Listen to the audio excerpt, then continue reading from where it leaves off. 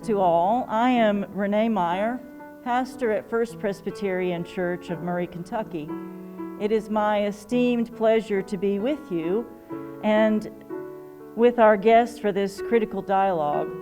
I hope that this event will in some small way help open up space for honest and often difficult dialogue about race so that greater understanding and justice might result. I want to welcome our guests, conversationalists, and our viewers to this roundtable discussion about racism in America. The leadership at First Presbyterian Church of Murray, Kentucky, and our ministry on the campus of Murray State University, known as MOTA, which stands for Ministry Open to All, is committed to the pursuit of racial justice and equity through a variety of mechanisms. This roundtable discussion is one of them. First Presbyterian, like our denomination, understands that racism in the United States is at a crisis point. It is time that Christianity acknowledges its long history of complicity in the sin of racism and renounce that evil and commit to leading in the struggle for racial justice alongside our black sisters and brothers. For too long, the church's voice has been silent, or at its worst, it has been an accomplice in acts of white supremacy. As Presbyterians, we trace our history back to the Reformation of the 16th century, where we like to cite the mantra from that time, which was, "The church reformed, always reforming." We know that we cannot change what we do not acknowledge. It is time to be honest with itself, the church to be honest with itself and decide once and for all to stand and fight for racial justice and be willing to suffer the consequences of that choice. For there will be consequences. Racist policies, politics, laws, whitewashed history, refusals to remove Confederate monuments on public properties, redlining, inequities in education and health care, just to name a few, continue to manifest the sin of white supremacy in these, our United States of America. Not only must we change our racist structures with anti-racist ones in our society, but we must also, in the church's view, break down barriers by having conversations between and among people which have the capacity to transform hearts and minds, such that the dignity of every human being is preserved and protected. Therefore, that is what we strive to do through efforts like this roundtable discussion. I hope that all who view this video will do so with others so that it might be part of your own conversation starter about racism and how we might go about extricating our society and our individual lives from its strangling web. We want this to be an honest and frank conversation tonight. The white partners are ready to listen and hear hard truths, and we don't want our black partners in this dialogue to hold back speaking their truth.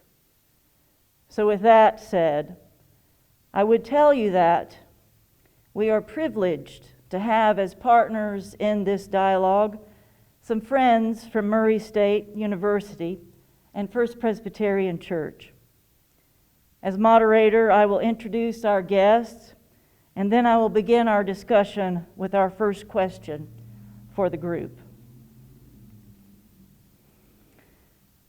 And so let me begin by introducing to my left here our first guest, Sherman Neal II. Sherman is an honorably discharged United States Marine Corps officer. His assignments included military justice and supporting infantry operations, to include 2 deployments to the Middle East. He is a licensed attorney in Illinois and New Jersey. Currently, he is an assistant football coach at Murray State University. He received his Bachelor of Science in Political Science from Middle Tennessee State University, where he competed as a Division I football player.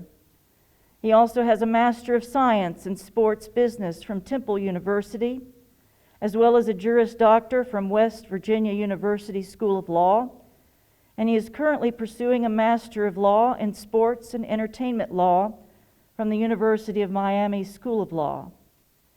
In May of 2020, Sherman demanded the removal of the Callaway County Confederate Monument from the Callaway County Court Square in the wake of nationwide calls for racial reconciliation. In October of 2020, he launched the 1863 Project, an initiative focused on eliminating inequities within the justice system and forms of oppression via education, reconciliation, and influencing government action in communities. He is a native of Naperville, Illinois. He is married to Ricky Neal, a native of Hickson, Tennessee, and they have 2 children, Jet, age 4, and Skylar, age 3. Welcome, Sherman. And here, to my right, is Asia Blanton. Asia was born and raised in Murray, Kentucky. She is a first-generation college student and a sophomore at Murray State University, seeking a bachelor's and master of science in occupational safety and health. Ms. Blanton currently has a 3.71 cumulative GPA and was featured on the Murray State University Fall 2020 Dean's List. Asia is heavily involved in Special Olympics and has been volunteering since 2011 with the local Murray Rockets team. This semester, she has the privilege of being a liaison between the Ministry Open to All, MOTA, the MSU student body, and the Murray community. Asia is on a mission this semester promoting racial justice and fighting poverty on campus and in the community. Welcome, Asia. And Morgan, to my right, also, Morgan Randall. Morgan is a Louisville, Kentucky native who graduated from Murray State University with a Bachelor of Science in Agriculture and fell in love with the small town life. During their time at Murray State, Morgan was actively involved in Murray State Alliance, the LGBTQ student organization, as a member and later secretary, vice president, and president. Through this advocacy work, they were able to attend and participate in local, state, and national conferences in the U.S., including the National Equality Federation's summer meetings for several years and the White House's Conference for Emerging Diversity Student Leaders. Currently, Morgan works at Murray Animal Hospital as a licensed veterinary technologist in Murray, Kentucky. Though it is clear that Morgan has a passion for animals, they have also spent a great deal of time focusing on LGBTQ equality, including the intersectionality with one's race, religion, ability, class, etc. Morgan also currently serves as a ruling elder at First Presbyterian Church of Murray.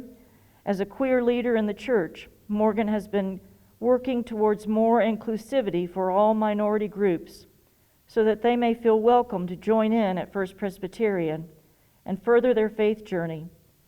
In their free time, Morgan can be found hiking with their dogs, painting, and reading. Morgan and their partner, Catherine, have a mini zoo called the Randall Pack that include 3 dogs, Mia, Bellatrix, and Ziggy, 3 cats, Califer, Murray, and Nugget, and 1 house rabbit, Tossel. Welcome, Morgan. Kameron Petty, to my left. Kameron is from New Market, Alabama.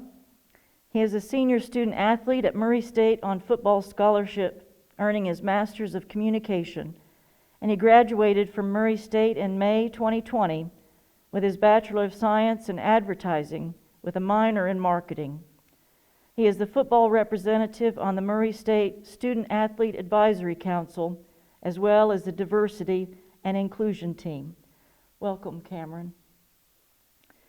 And finally, Shirley Latto, here at the end on the right. Shirley is a retired teacher who grew up in central Alabama and moved with her family to western Kentucky in 1963. She graduated from Murray State University with degrees in elementary and middle school education and special education grades K through 12. She specializes in social emotional behavior disabilities. During her career, she also worked with the National Association for Restructuring Education and served as coordinator for the Callaway County Schools Apple Classrooms of Tomorrow Teacher Development Center. The last several years of her teaching career was dedicated to working with incarcerated teens at the Youth Development Center. During her entire career, she was a strong advocate for disadvantaged children. Shirley is currently serving as a ruling elder at First Presbyterian Church in Murray.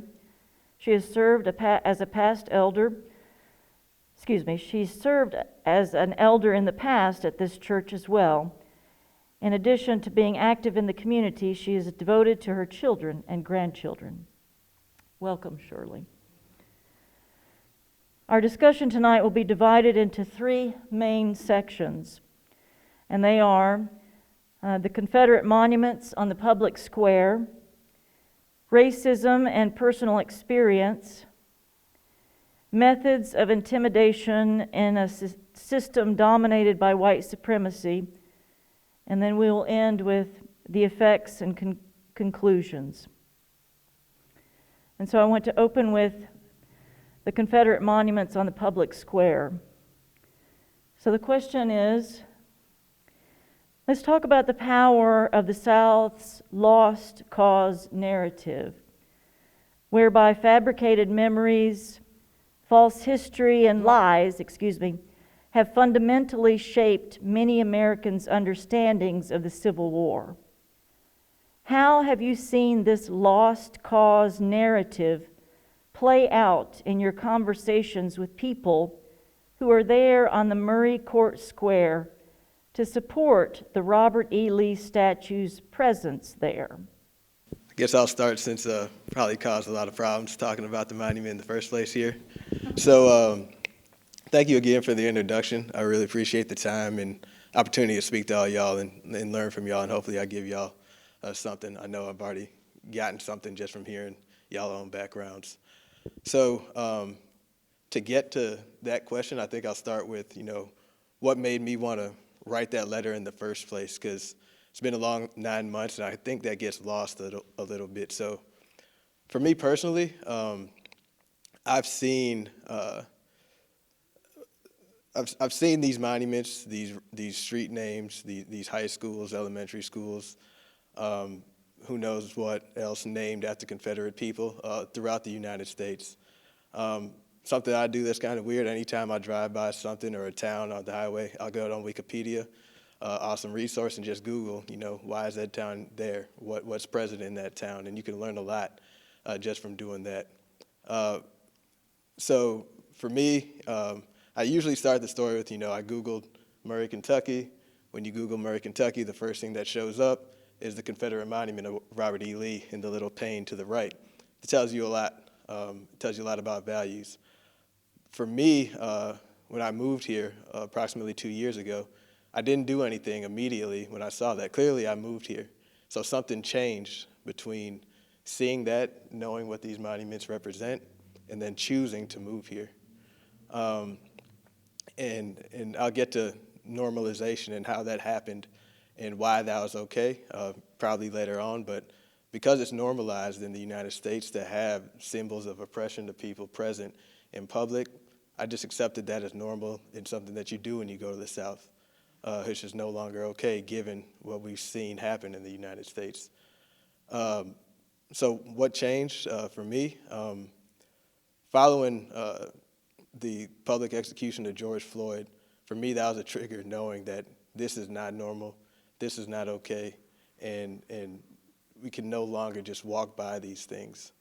I actually wasn't planning on writing about the monument or doing anything about it at first. I actually had a conversation with my sister, which would have been May 30th or May 31st, and she was on the way to a protest in Chicago, and I was sitting at home, and I was like, I need to do something. I actually packed up the car, and I was getting ready to drive 6 hours to go to Chicago for an indefinite period of time to do who knows what.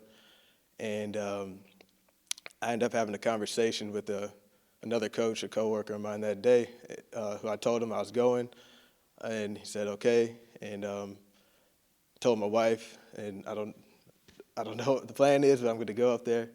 And then I thought about it more and thought about how ridiculous it is to drive past the issues that are in front of your face to go fight somewhere else, whatever that means. And so I started, and especially in the position that I'm in now, where, I like to believe I get to lead or be around, guys like Cam and the other 100 guys on the team, and then people in the community as well.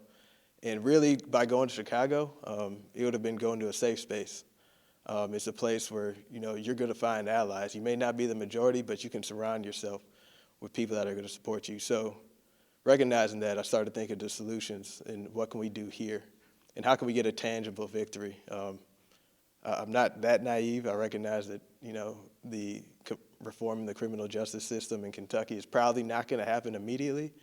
And we need a victory, seeing that we can see the loss in the street physically with the 8 minutes and 46 seconds that it took to kill somebody in the middle of the day. So we need a small victory to get started. And because I read way too many Civil War books and I run past the monument probably every other day, it was the first thing that came to mind. And I'd seen a path to success in places like not in Memphis and New Orleans. And so I drafted a letter, and I sent it to public officials, and it was one of the few times I used emotion or a non-legal or non-historic based argument because the events were pretty raw at the time, and going back and reading what I wrote on May 31st and submitted on June 1st and looking at what I've written now, you can tell it's just interesting. So for me, I spoke about how, the presence of that monument at the place that we're supposed to seek justice is an affront to everything that we're supposed to be as a nation, as a people. And so when I did that, I thought that the community would be able to support a movement like that, given, the relatively peaceful nature of the community, given the presence of Murray State being here, and knowing the goodness of 99% of the people I've got to meet still to this point. And so that day, I submitted the letter. Nothing much happened. And then I think the next day on June 1st or 2nd, there's a vigil for George Floyd at the university with a couple hundred people. And that gave me hope. I heard people speak, like Dr. Clardy spoke at that point in time. Dr. Hammond spoke. Shannon David Roberts spoke. Quite a few people, none of which I had met before. And at the time, I was just a guy, which was probably awesome, and probably my last day of just being a guy, which I didn't realize that. And so went through that night, and I actually got to meet Councilman Hudspeth, and I told him what I did, and it wasn't the rousing, like, can't wait, it's coming down speech. It was like, I hope you're ready, buckle up. And I was kind of naive at the time. I was like, oh, it'll be all right. It'll be like a week or two, things will move forward. Then the next day happened, and this is where everything that I believed that those monuments bring out in people and in communities happened, and it happened faster than I thought it would, and it was more insidious than I thought it would be. Sitting at my house, I had printed off the University of Texas at Austin. It had a plan that they put into effect, which resulted in the removal of 5 monuments there. I did a bootleg job of copying that plan. I didn't have $1 million or chancellors of systems helping me out, and I realized I didn't have any dry erase markers to write on my whiteboard. What I was going to do, and this is going somewhere, I promise. So I drive to CVS, and on my way to CVS, there's a football player who sent me a link to an Instagram video. And there's another football player who was on the ground, and there's milk being poured over his face. And I knew from previous training that the only reason you do that is if you're trying to get mace or some type of chemical agent off your face. And unbeknownst to me, there is a march from the university to the monument that day. So multiple things at that point in time, that's pretty awesome that, this is happening that fast. Who's leading this?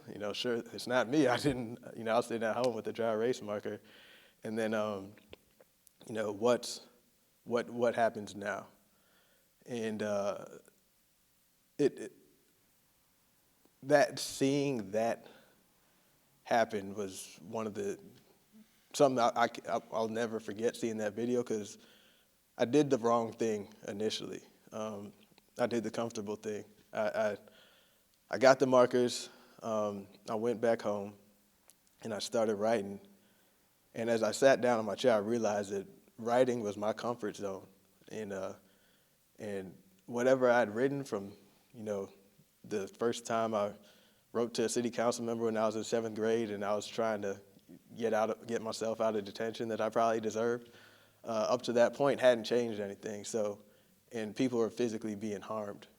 And how can I be upset about what I've seen in Minnesota, in Brunswick, Georgia, in Louisville, Kentucky, and then sit at home and write and not do anything while it's happening in the street? So it came up again, what are you doing when it's happening right in front of your face? And at that same point in time, I got a phone call from a New York area code, and the first thought in my mind, I was like, I don't recruit New York. It's probably somebody trying to get some money from me or something.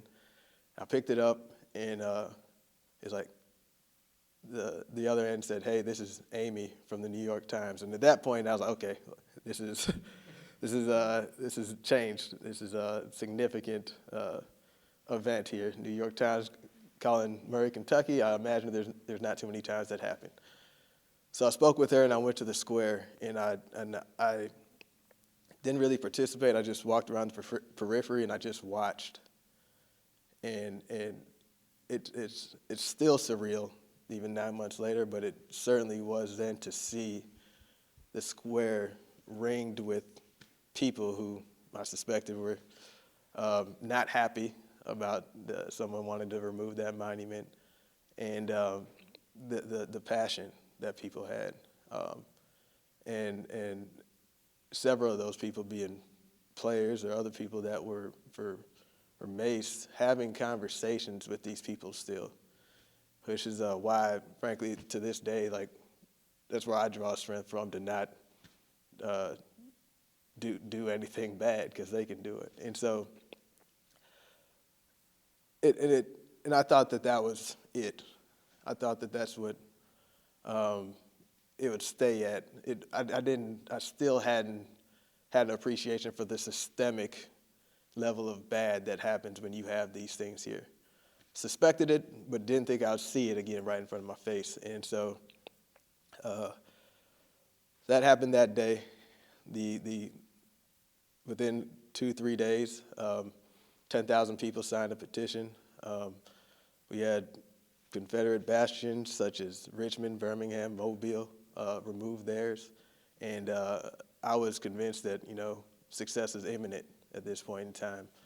The governor came out with a statement. John Morant came out with a statement. And I couldn't have drawn up a better scenario, but I still hadn't really understood, the dynamic in Murray, in these towns that resist. Some still resist, and it took until June, the first time I had the opportunity to speak to the fiscal court, where I started seeing the systemic problem. The rules changed immediately before speaking to eliminate other voices of other people that wanted to speak. The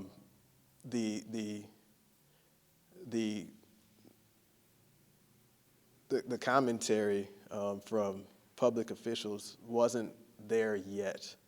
It was the search for the loopholes. It was the search to not address the issues and the passions, and rather to deflect, which later changed. And frankly, I hadn't seen the institution I work for put out a letter of support until the day of the hearing. And so there's a lot of things I was just realizing. And then to cap it off, when we went to the hearing, I did get, my 5 minutes to speak, which that was an administrative change that was made that day. And didn't receive any questions or field any questions from the judge executive and the magistrates. And then somebody spoke after me, and didn't know who he was, and which is fine. And he started reading from a prepared statement, and the monument was mentioned in the periphery maybe once or twice. What he did mention was cultural genocide, and how I am trying to kill white culture. What he did mention was that I hate God, that by writing a letter about a monument, I hated God, I hated the culture, and therefore was attacking the community. And then the third thing that stuck out was I have no standing to speak because A, I'm not from here, and then B, I'm not a credible source given whatever he thought my job was at the time. And so that surprised me. I had prepared mentally for Robert E. Lee, led such and such in Antietam and blah, blah, blah, and was ready for that. I was prepared for, any type of administrative loopholes. I had talked to the Kentucky Military Heritage Commission before that, had the laws in order, had multiple other studies researched. But I didn't think that in a courtroom in the United States of America we would hear that rhetoric and not have it even addressed. So I had assumed that, this is an advantage for the county because it allows them to divorce themselves from this hateful speech and still kind of take a middle ground. But there were no follow-up questions. It was the same thank you I got for your time, it was the same thank you he got for his time, which made our discussion equal in the eyes of those people at that point, which told me a lot. And I went home, and I'd had some notes on what he said, and I'm still convinced that this was not, or at least maybe out of naivety, thought this was not Confederate rhetoric. Sons of Confederate Veterans, United Daughters of Confederacy, combed their websites, combed what they had said in the past and couldn't find it. Where is this cultural genocide coming from?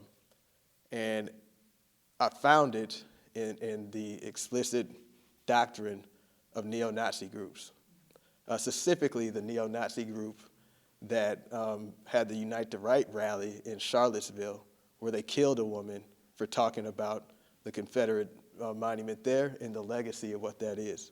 And so for me, I recognized at that point in time, this is not about the monuments or the laws. He's right. It's a literal life and death potentially, and we've seen in recent days that it is life and death still.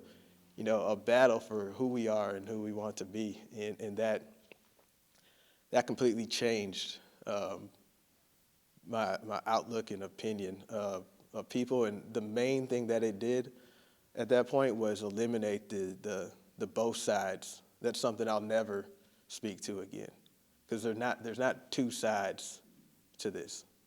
And there's not well, we need to listen to X, Y, and Z.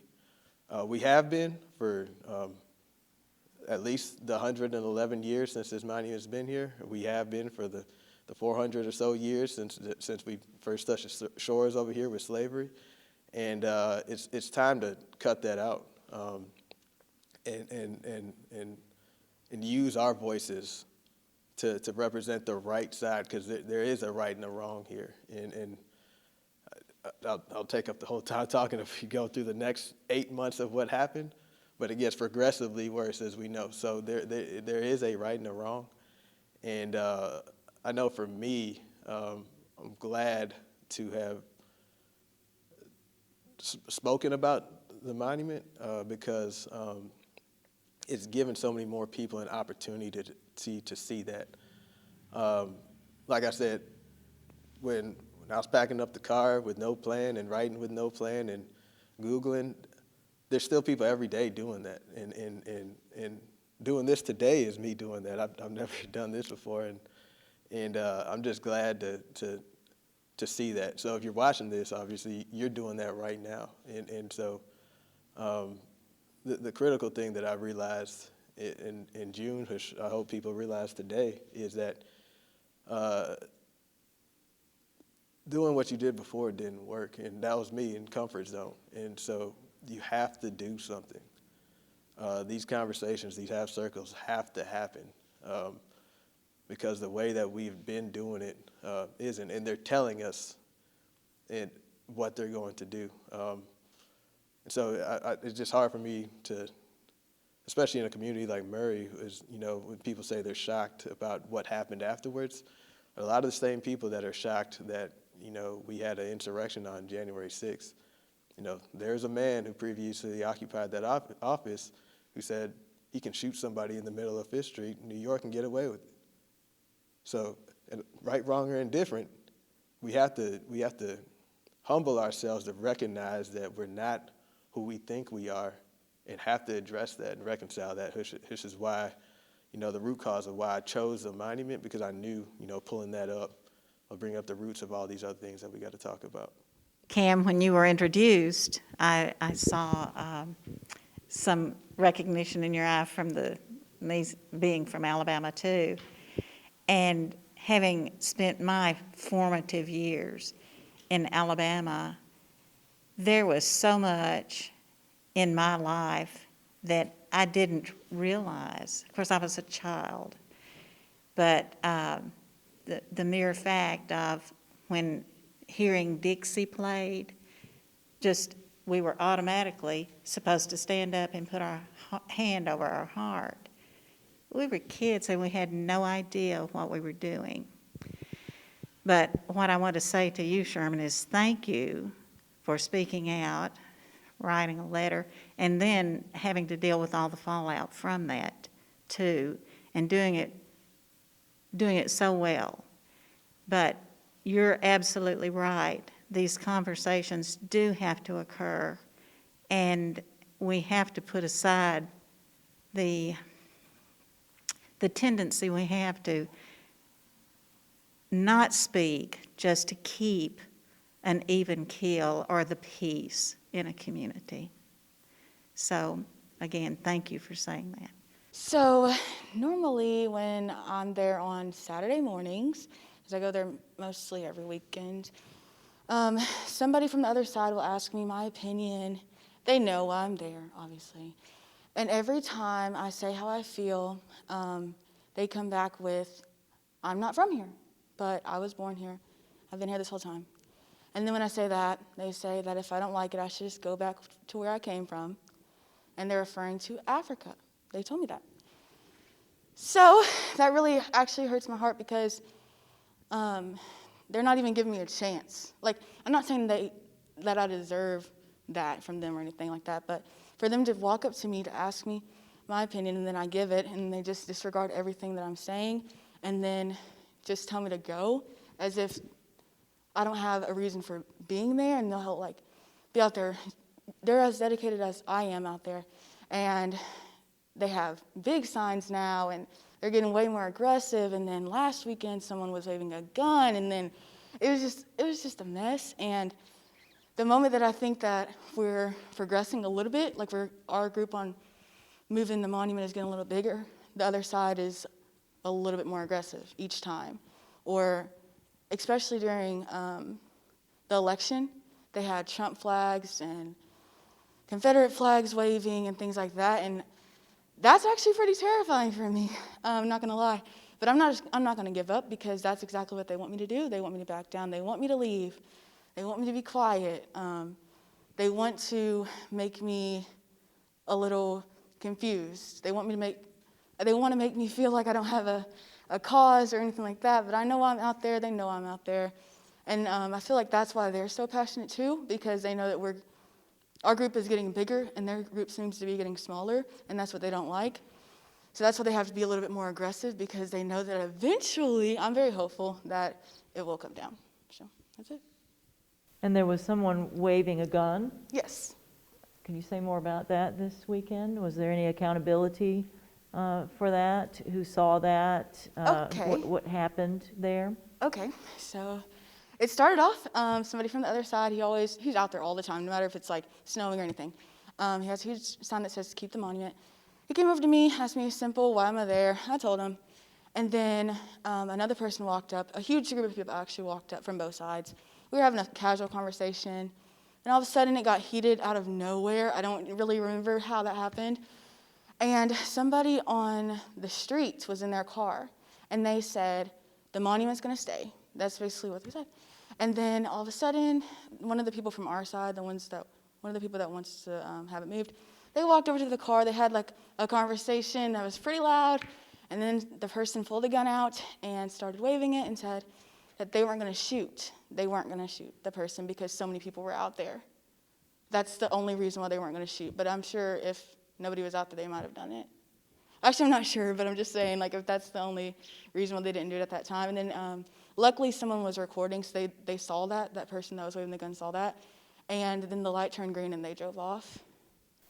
But we don't know that that person has been arrested by law enforcement? They definitely have not, because we didn't get the license plate or anything. It was just such a shocker.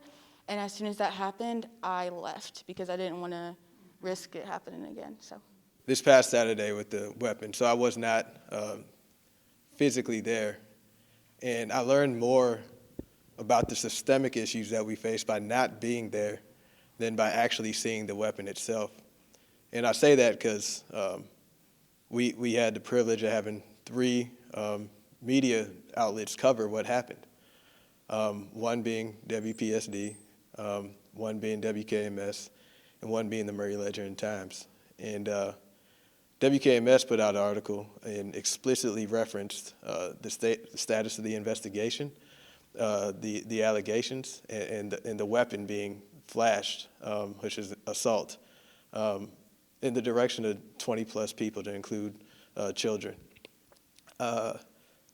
This is great. That's good, objectively good journalism, where we can educate ourselves on what happened and then wait and see the system play itself out.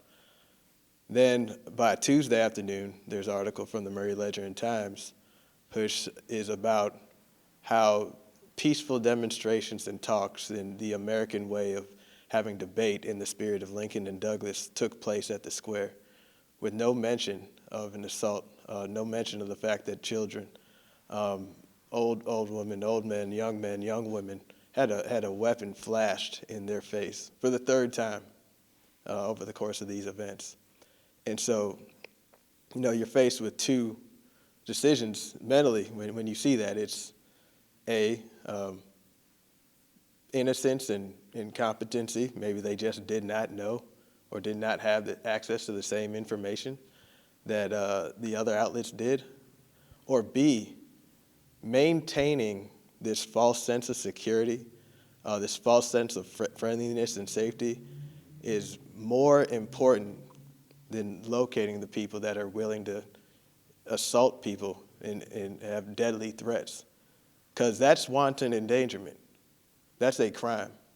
That's the same crime that the officer who shot through the door at Breonna Taylor's apartment was charged with. You said that, the man hasn't been identified. I know plenty of people that look like me that have been found for much less. I know there's not that much going on in this town to where somebody can drive past a crowd of people in the middle of the day, flash a weapon, be known to some of those people, and then not be identified. And so, unfortunately, there's no more benefit of the doubt in my mind as to why that's happening. I can't risk that. And that happened this Saturday, and part of the reason nobody was held accountable is because there's probably no presence from the sheriff's department there. I know when that letter first went out, one of the first things I saw from a media outlet was the sheriff's department dispatched a vehicle to put pervasive surveillance on the statue, knowing that my address was released in that letter. Nobody came to give a health and wellness check on my door, but they sure gave one to Robert, which told me a lot about what I needed to know about priorities. So that's the systemic decision making. How do we get to a point where, from a decision making and prioritization standpoint, where somebody like that's not identified in a place where these type of events are uncommon? So, again, learned a lot just by not being there and reading and looking at the versions and asking myself why. Right, that does seem to be a pattern with what I've seen with the Ledger and Times, because I looked at the Ledger and Times trying to find out the story, and same thing. All peaceful, nothing happened, nothing to see here, but I didn't look any further, didn't have much time. So yes, but that has been a pattern with them covering these things. I actually haven't been to the monument, and it's because, kind of like how Sherman said, like his strength is writing, and he had to get away from that.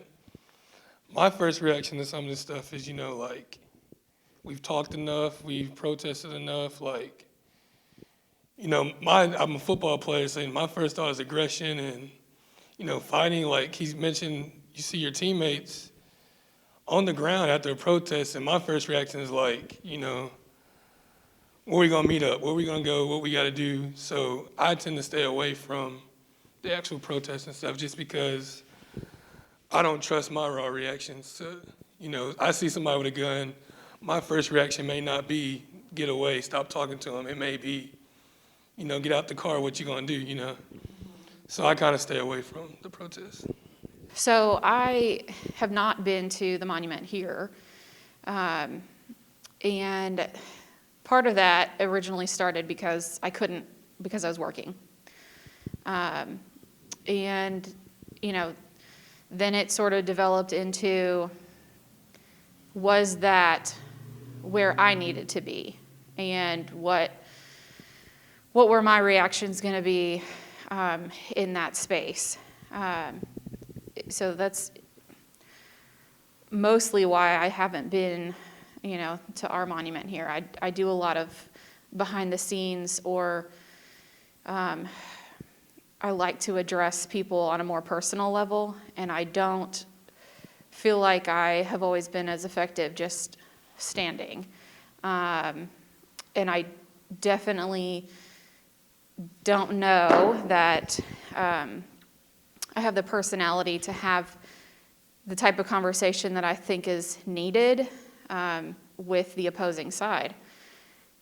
I think I'm either going to get too angry at them, and that's not going to be a beneficial thing, and that's going to let them turn it around, or I'm not going to say enough. Something that I did do over the summer when all of this kind of started was I went to the protest in Marshall County, and that one was powerful. When I first came to Murray, I met some people that pretty much grew up in Marshall County, and one of the first things that they told me with the Tater Day parade and that whole festival was just avoid it. Don't come through town during that, because you're going to see, a group of people coming out that are going to have 100 Confederate flags on the back of their trucks. And that just wasn't for me. The other thing that they told me was, you're not going to see black people in this town. And I said, well, you know, why? I come from Louisville. I'm not familiar with the small town life out around here. It just didn't make sense to me. They said, because they're going to be run off. That was the culture. They said that it was known that if you were driving through Marshall County as a black person and your vehicle broke down, you get out and you walk. You don't sit there and wait for help. You get out and you walk. And that just floored me, that is so instilled and ingrained in this area, and it's acceptable to those people. So it was really important to me that I was able, and I was off work and able to go to the protests that they had in Marshall County. And it showed me a lot more of my white privilege in that moment. Walking up, I was a little bit late, and it kind of had already started, so I was coming up and by myself, walking through the streets. I was nervous. And that, to me, speaks on such a high level that if I am nervous just because I know what this town is known for, I can't imagine being black and being in this space. We have to do better. We have to, change the laws, but change people's hearts and minds while we're doing this. That protest was very powerful for me to be a part of, and to see so many black people, white people, all together being supportive. But like everyone has said that has been down at the monument here at Murray, if you watch the outer circle, there were people on each corner of that town square that you could tell were there for the wrong reason. Some of them had very large weapons that I don't know what they are, but as a show of force to probably try to scare people away. This is in Marshall County you're talking about? Marshall County. Marshall County was one of the worst racial cleansings in the whole country. One of the top 12, chapter 5, and buried in bitter waters. Documented in 1906. I've heard the stories of horrible of my friend growing up there, and that the KKK's meeting right down the road, and that was in the late 90s when they were living there and they were being told that. So, my point, I guess, with all of this is each one of us, as we've mentioned, needs to find our own strength in what we need to be doing to help change everything from the ground up, and that's the only way that we're going to be able to. But does it feel like, Sherman, that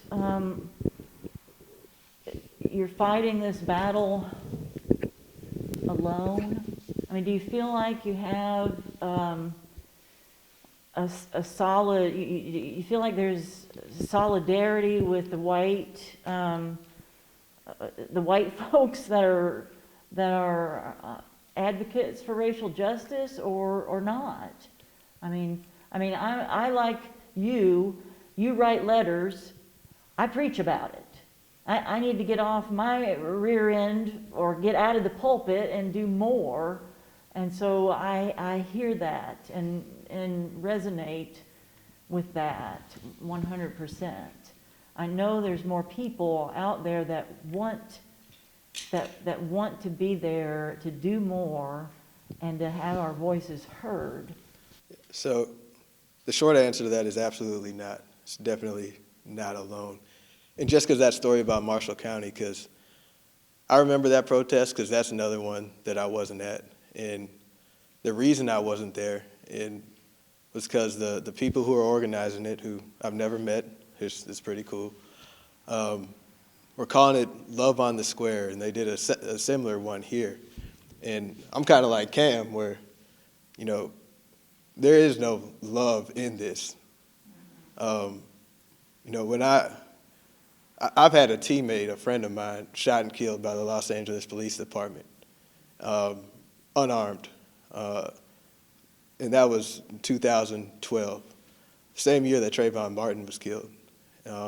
While I'm in law school, that was a formative experience for me, and I've seen, you know, his killer signing Skittles bags, and then, you know, you fast forward to now, and there's literally a man doing what I do all the time, being shot down in the street by 3 people who worked with the police department in Brunswick, Georgia. And so, like, for me, that doesn't compute. For the same reason that you couldn't attend the ones here, I could not bring myself to have a hot dog in the shadow of Robert E. Lee and think that that's going to help. And so the awesome part about that is that's me.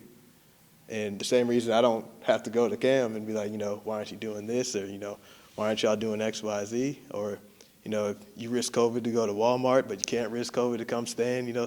That's why I don't do that, because, you know, my way is a way, it's not the way. And frankly, like, between football, then being in the military for, you know, 10 years, and then going back to football, I've been around alpha male, hyper-aggressive, demanding environments where you need immediate results, and it's not as focused on hearts and minds. And so a lot of the actions that I'm deficient in, I've seen other people step up and do. Frankly, like, I'm not involved in the churches out here as much as, you know, should be. And one of the cool things in June was one of the basketball players, Breon Whitley, you know, he's at the park with hundreds of people giving a message that touches them in a way that mine can't. And so it takes more strength for me to just shut up and let things happen than anything else. And so that's it's awesome to see, and it's there.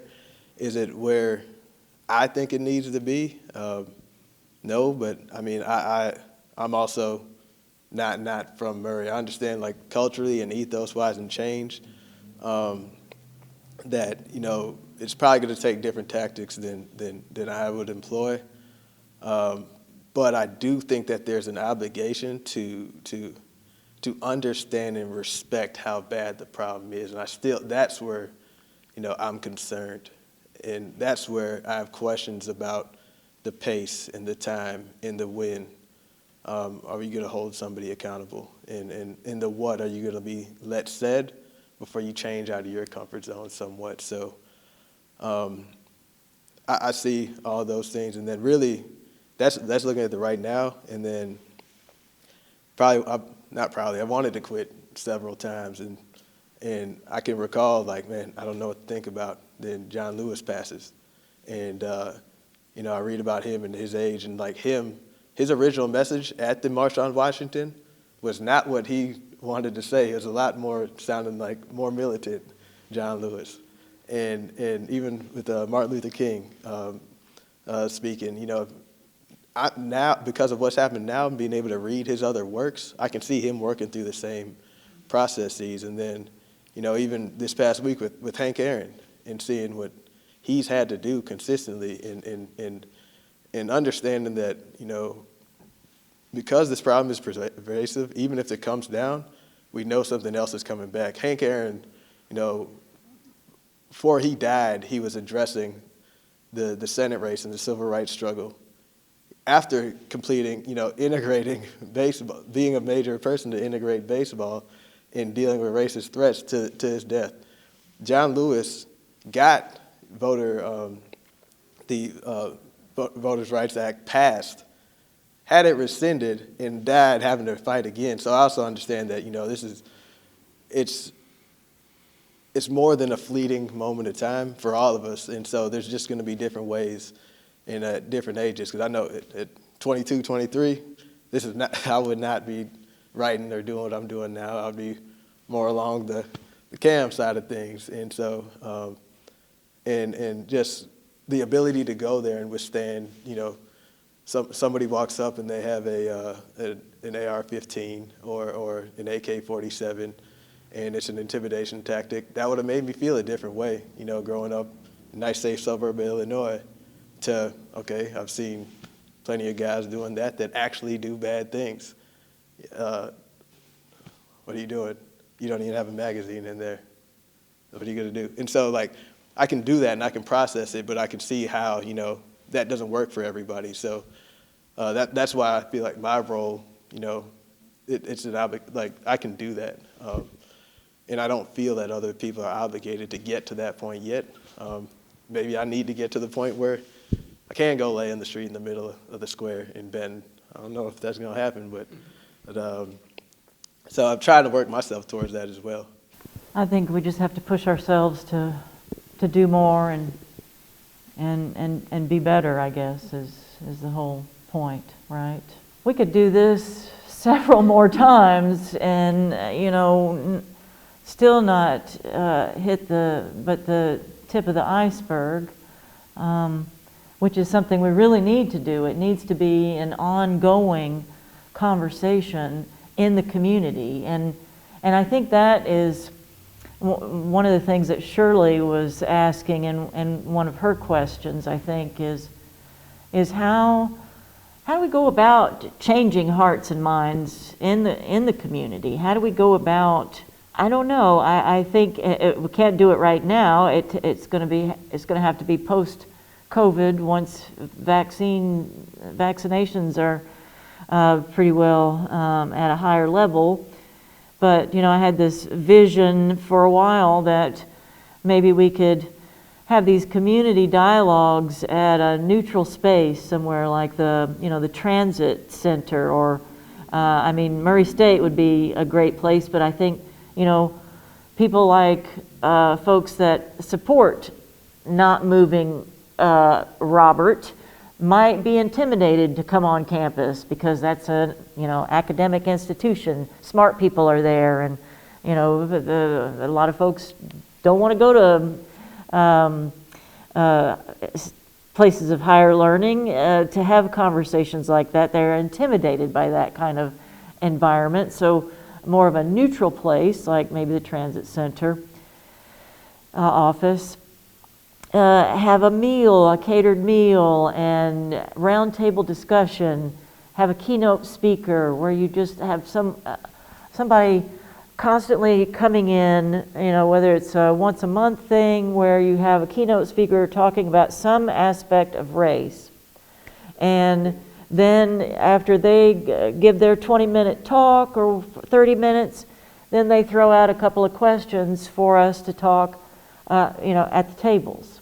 And so you're visiting with people of different backgrounds, and you're just getting to know people, and that's where you're breaking down these barriers. And I think that has the potential to really, where people's guards are down and you get to know one another and your backgrounds, and really, instead of this talking past each other, maybe really get to see each other as human beings, perhaps, and really get to the meat of how we can break down these barriers and deconstruct white supremacy and get past these systemic racism. But it takes much more than that. That's how you change hearts and minds on at the individual level. Of course, how you break down institutional racism is a whole nother deal. I don't think we should focus on making them feel comfortable, because I know for myself, I can only speak for myself, they have made me feel uncomfortable, like I don't have a valid point. So, I definitely understand we'd be in a neutral space for all of us, and we'd be able to fellowship and stuff like that. But at the same time, that doesn't mean they're going to change. They might just see it as a free meal. They definitely just need to hear it, because if we keep sugarcoating everything, which I have not, most of us have not, but if they keep hearing it where people are tiptoeing around them so they don't feel uncomfortable, that's not going to do anything at all. So it's kind of like the love gathering. It's kind of the same thing. Like, oh, we're going to have fun. We're going to have hot dogs, and we're going to just relax and stuff. It doesn't accomplish anything. I mean, it kills a few hours, of course. I mean, people might get to know each other. But at the root of it, we're trying to get people to understand that they have bad tendencies or they might be ignorant in some areas. But that just means they don't know something. And I think they just need to be told it instead of we're gonna float around the issue. I think we should just hit it head on. And then if that makes them push away, at least they heard it.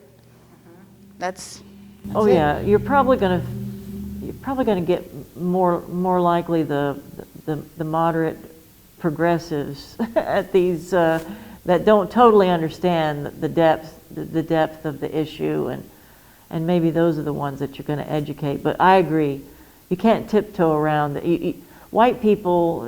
You know, you got it. Yeah, the feelings. That time period is over. You know, that is done. It's white fragility. That's a day in the past. That can be no more. I agree 100%, Asia. So that was not entirely well thought out, what I said. You're right. I agree. I definitely agree. Like, we could have fellowship, but I think there But also the hateful needs to people, be. the hateful Confederate people that are saying nasty stuff to you, like go back to where you came from. Yeah. Those are not the ones. They still probably would not show up, actually. No, they wouldn't. No. So they just need to hear it, and if they don't like it, that's okay, I guess. We're not here for them, you know? That's just the truth. And also, regardless of if they heard it or not, most of them are not going to listen, because even when they hear mine, they just go back with what they've already said before, and they just disregard what I've said. So. But I have seen you on video talk to some of these Confederate folks in such a fashion that you disarm them and their argument, and you get to their humanity, and they are able to actually hear what you have to say to them and really listen to what you have to say. I've seen that on video before, and so that's the kind of thing I'm talking about, having them actually be able to hear what we're trying to say, not tiptoe around their feelings. Part of that is, I think you talked about, having to teach them, and so that assumes that they don't know something. And one of the things that helped me understand that, one of the things that helped me understand it was early on, another coach on the team here, who's from Alabama, he went home to Birmingham area, and he came back with a textbook that his mom had from like the 60s or 70s, and he showed me a passage of the book, and he's a white guy who's actually, I've learned a lot about how to structure diversity and inclusion talks from him. And part of that is this is what they are learning. And so I spend more time learning about the United Daughters of the Confederacy and what they believe than I do about what I believe. Now, that's just because I'm weird, but it's harder to force people to unlearn something than it is to educate them on something for the first time. And so I think something that we have to respect, again, and you can only do it by directly addressing, is how successful and pervasive white supremacist groups have been in educating generations of people. You're asking people to not only disown their own knowledge, but generations of reconcile themselves. One of the things that, one of the days on the square, somebody had printed off not somebody, two realtors in this town had made a 5-page pamphlet about how I'm a terrorist because my mom's from Liberia, so they use the Africa thing and all that other type of stuff. And to me, that I knew that they were using Africa as an attack. To be able to talk to them, to be like, yes, Liberia has had 2 civil wars, in the previous century. The century before that, Liberia was established, I think, in like 1834 with James Monroe.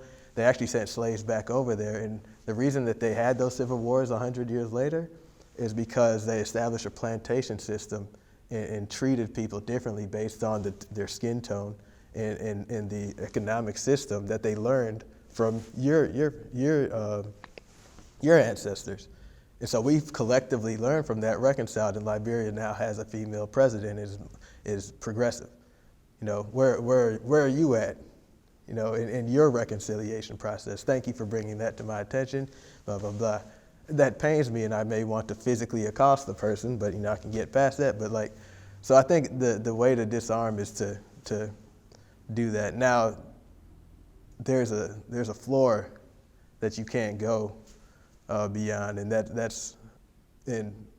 floor was hit January 6th. Obviously, we lost the capital. We lost the capital to these groups. Like, we can't. A police officer was beaten to death with a fire extinguisher. I just read before this, another one was stabbed with a fence post. Like, we have to understand that, like, the point for a discussion is done at this point in time, and it's sorry if I'm about too much. I realized I got the opportunity to speak to a group in Collierville, Tennessee, which is right outside Memphis, to their board of mayor and aldermen, which is the equivalent of our system.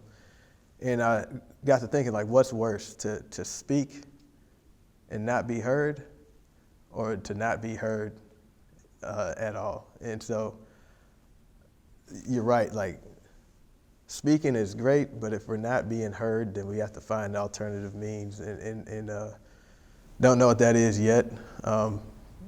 And I know what that is, and it's adversarial, it's legal, and it's holding people accountable. And what makes Murray different than the other cities that have been able to get rid of these statues, these politicians, these systems, is proximity to knowing better and more minorities. We're 40 miles from a highway. The Jackson Purchase area is generally isolated from major cities if you go from Louisville to St. Louis to Nashville. And so it's tougher here to address that and build allies. And so it's that's the learning process I've been through from a rural area standpoint of how do you do that, because it's got to be different than the extremely helpful tools like White Fragility and the other books that we all have. We're almost in the process of having to create tools and solutions for these type of places. It's like the Middle East, almost like, you know, you want Afghanistan to have democratically elected, you know, systems, but, you know, they're living in mud huts. Like, you got to you have to stop with some of these practices and work them up, and you're trying to do both simultaneously when you're fighting for justice, and then you're also trying to be like, well, you know, the Confederacy kind of killed 360,000 people, blah, blah, blah. So we don't even have the basic, you know, historical same plane to start from, which is tough. So I kind of have a question / just food for thought, because I know we can't answer, but how do we break down the stereotype of this community around, I don't know how long it's been since we were voted on it, but this friendliest small town in America? I hear people recite that as, we don't have a problem here because we're the friendliest small town in America. So it's systemic. All of this is systemic. So friendliest small town in America awarded, I think it was like 1997, they had a couple of years running. Or it might have been after that. Either way, I thought that was interesting as well. And so it was Best of the Road Show, right? Best of the Road Show is a subsidiary of Rand McNally.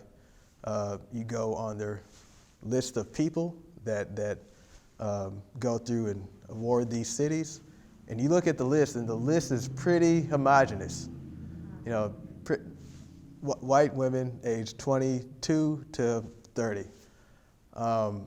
People more prone to probably drive past, you know, a statue and not think about it. And so with all these evaluation systems, you look at those and you ask Rand McNally. This is why when people say diversity and inclusion is important, this is why.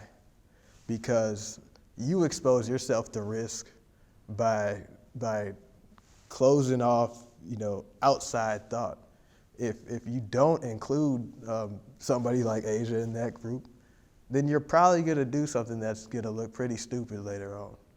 And so that's one of the exercises that I did to see, like, wow.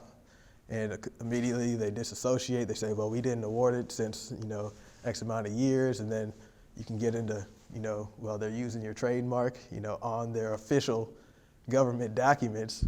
And you would hope that they would take action and recognize what they've done. And that's what hasn't happened yet from an accountability standpoint. So that's just one way, but like I said, you can go insane just looking at every root of these things. I just feel like there's a lot of people that I know and that I talk to that have the ability, I see it, they have the ability to get there and to be more inclusive.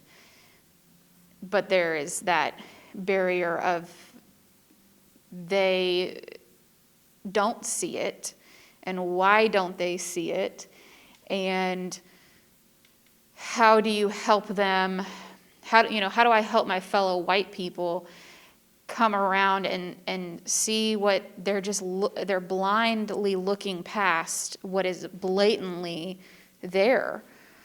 And a lot of them just use those excuses of, well, it's Murray, we're friendly, and on a personal level, with being a queer person in Murray, Kentucky, I've faced adversity. I've had people stop on the street and yell at things from their car at me. I've had death threats. I've had stalkers. I've had a lot of things happen. And what I kind of step back and personally do is just try to change one person at a time based on who I meet. And I've been successful in that, but it's so slow and it's so difficult to do. And then I also see that there's all these allies, for me who privately say, I support you, I'm there for you, I'm there for the cause, but they don't step up and do something and say something when they should. And this same goes for racism. And I don't do enough to help fight racism. I know that, and I'm actively working on trying to catch myself when can I say more, when can I do more, and just how do I, help other people in my shoes also do that, because I think people in my shoes that are allies are the ones that are going to help change, things on voting in the right people. We are, we've got to be the ones to step up and say, hey, to our buddies, you can't just throw your vote away or not vote or, not speak up in the circles that you need to speak up in. I think that some people do not know. Like, they literally don't know, because some of the things that they might look up it's already created an algorithm, so it's not going to pop up anything else. I was watching this thing on Netflix. It was about Facebook and social media, how people might just be on the wrong side of things. Like, they literally just don't get any real news. Like, that's because they started off with fake news. So it's just going to continue to pop up the same thing, so they literally just don't know unless they're at the protest and they see it themselves or something like that. And especially because the news, like our own news, they just don't post, like they don't say it the right way. They don't say it as honestly as it actually happened and stuff like that. So they're just reading what they're given. And that's not their fault either. And if they don't ever see it, then how are they supposed to know? There's like two ways to think about it, unless somebody actually tells them or they see it themselves. And a lot of times they don't even try to find a live stream. They just kind of go with whatever's posted and whatever's edited, because that's just what they're used to. And I wish that there was a way to get around that. But if their Facebook's always going to pop up the same algorithm that it's used to, they're not going to see anything else. That's part of the problem of how we came to the resolution to keep the monument in place, because there's two things that were cited by the government officials. And I always speak about the government in its capacity rather than the individuals. And so there's two ways to look at it. The government made a decision, right? Well, I see that's where you get to, all right, now you have a strategy to attack that however you want to do that. But the individuals are there not to consume knowledge and act knowing that people don't have access to the right knowledge. When you get put in a certain position, you have to be a leader. In a democratic republic, as we are, that's why you're there. And so one of the things that was cited in the resolution to keep the monument was it stays there. One is as long as the UDC wills it. And then two, as long as the will of the people want it there. And there's never been a decision in the United States where we came out better by listening to the loud majority. The reason we're a democratic republic is because the access to information right here, the people in this room, and really the people in Murray, because of the status of the town, having a university, we have access to more knowledge and we know better, so we should do better. Just like these elected officials, to refer to, well, you know, these 300 people that I saw in the street said it should stay, is deferring, you know, your responsibility as a leader. If I went to Cam and I said like, hey, you know, all the guys said that they want to run go routes every single play because it's cool, and I did that, and we went on to continue getting beaten and embarrassed, then I should be fired immediately. Or I should be, I don't make a whole lot of money, but I should have my salary reduced, because then anybody can do that. We can just put a poll up on Facebook. But our obligation is to, or their obligation as leaders is to make decisions on what's right. Now, if you look at, you know, Murray itself, it's interesting. We had to talk as a team about this. There's a marker on the university about desegregation, and I think it was 1955. And Murray is the last place to desegregate as a university in the state of Kentucky, which is triggering me because I knew Brown v. Board of Education was 1954. So we can continue to defer and wait till the will if something happens, and we'll continue to be behind and last. The leadership should have the vision to look at what's going on, you know, nationally, and recognize that, you know, how do you, I'm always going to be in the minority here. You're always going to be in the minority here. But once you allow, you know, evil to take place against one person, it's going to affect you. On this past Saturday, you know, those guns weren't just that gun was not just pointed at a black guy.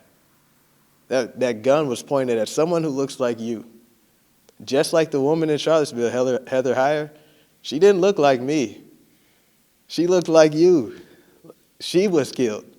So eventually this kills you, and that's what you have to get them to understand. It's like this kills you, either through a bullet or economically. If we look at all these sundown towns like Benton, how many people, including myself, was like, nah, I'm good. I'm not moving over there. What does that do to your town? I went like a month ago, I went to Cairo, Illinois, because I wanted to see physically, you know, where some of these movements took place and what happens. And I went and sat at the site of where the largest lynching, or 10,000 people came to watch a lynching, dismember a man, and then it led to racial strife for decades. And now the town looks like a mix of Hurricane Katrina and Baghdad, you know, at the height of operations in Iraq. And it's foreseeable, and that's what happens. And that's every time you make a choice not to progress as a leader because of what the mob wants, then you're just one step closer to becoming one of these towns that gets passed by. And that's what affects us all. And that's what I would expect to be the connection there, regardless of media. Thank you. Thank you all. Well, this has been a wonderful discussion tonight, and I thank you, each and every one of you, for your willingness to be a part of the conversation. I wish we had so much more time, but we don't tonight. And so thank you again, and it's been a real pleasure to be with you tonight.